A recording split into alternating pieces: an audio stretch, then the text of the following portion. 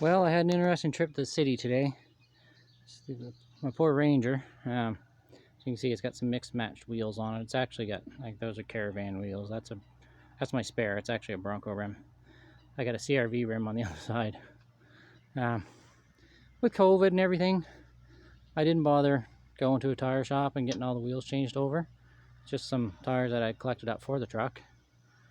And I had enough that bolted on that I didn't have to mount them on rims. It kind of looks bad, but it works, so I might get them changed over later on. So I went to Bears Lake today, which is like an hour and a half from my place, to buy an outboard motor that was on Kijiji, and I pulled into Canadian Tire to meet the guy, and I shoved the clutch and the brake, and I didn't have any clutch, and it stalled. So there was like maybe that much of the pedal that had resistance, and the rest of it was just kind of flopping in the wind. So I was like, oh fuck.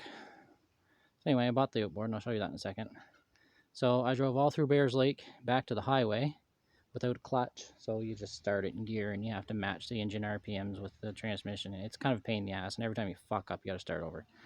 But anyway, I got to the on-ramp to the highway, and I gave the pedal a little tap, and it was there. And the thing's been working fine ever since.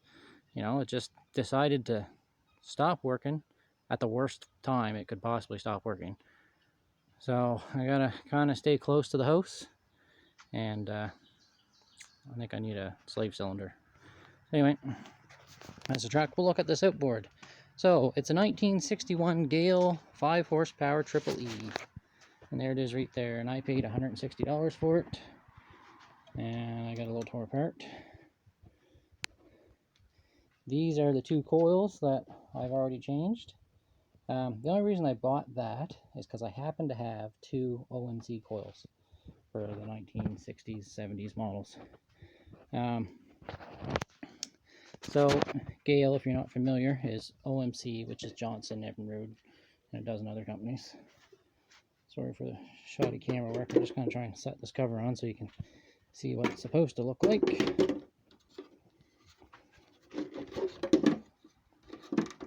Get in there.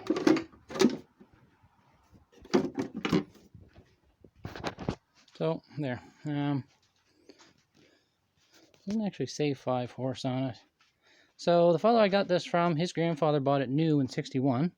He said it was a 5 horse, and it probably is. It's the right size. 1960s, probably even late 50s. I don't want nothing to do with any of them that have the metal hoods, but if I can find a good deal on the 1960s, 70s with the fiberglass hood on them, I usually buy them up. The bottom ends on all of them are the same. All the 5, 5.5, 6s, and pretty much everything is the same. Same coil, same time of year and everything. The only difference really is this piece here and the winding gear. So on the later ones, they got rid of this complicated ordeal, and they used a flywheel with teeth on the bottom. And over on this side, it has a little coil, like a pop bottle thing, and when you turn it, it pops up and engages. It's a lot better than this system, but that system works too. A little easier to work on too. The hoods on the later ones, they go kind of like this. So when you take them off, you can get at the plug wires, they're down in there. Kind of a pain in the ass on these ones. You have to use a wrench to take these out.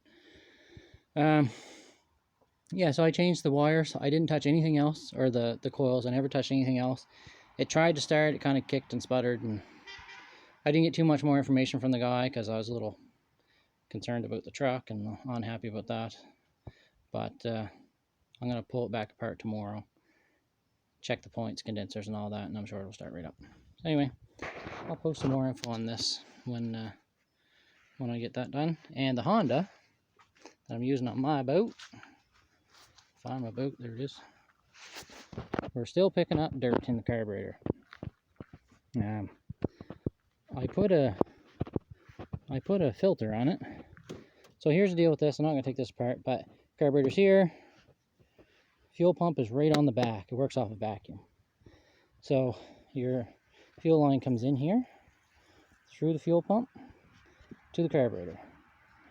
And I sucked dirt out of that tank, and it's getting in around the needle valve. So I took the carburetor off, I cleaned it all up, put it back on. I couldn't get, not that I couldn't, the bolts really didn't want to turn on that fuel pump, so I didn't force them. I didn't want to twist them off. So I left that, and I put a filter on this line, the in line between that before the fuel pump, because that's 1/4 inch, and then it's 3/16 from the fuel pump to the carburetor, and I didn't have a filter that would fit in that line. And there must have still been some dirt in there because it acted up again today.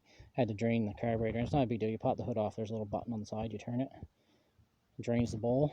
It's actually a pretty good system. And yeah, it started up and ran fine, but it still wasn't turning up quite right.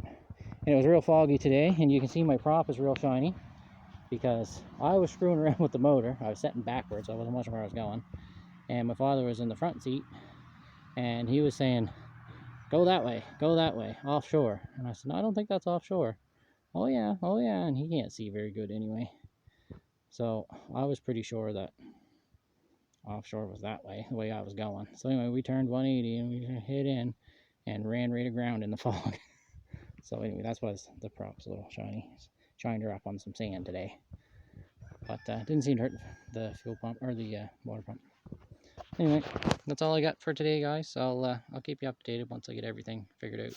I'm going to order some 3/16 filters for that, and I'm going to take the carburetor all off and clean everything out of it, but there's no point in doing that until I get the other filters.